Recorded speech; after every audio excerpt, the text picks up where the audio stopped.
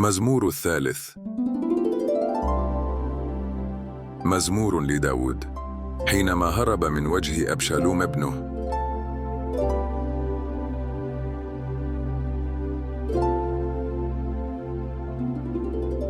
يا رب، ما أكثر مضايقي، كثيرون قائمون علي. كثيرون يقولون لنفسي: ليس له خلاص بإلهه.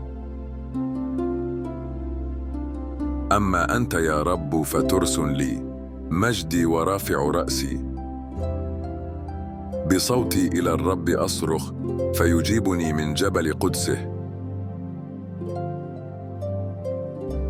أنا اضطجعت ونمت، استيقظت لأن الرب يعضدني.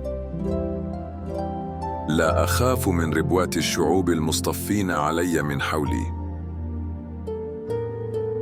قم يا رب، خلصني يا إلهي، لأنك ضربت كل أعدائي على الفك، هشمت أسنان الأشرار.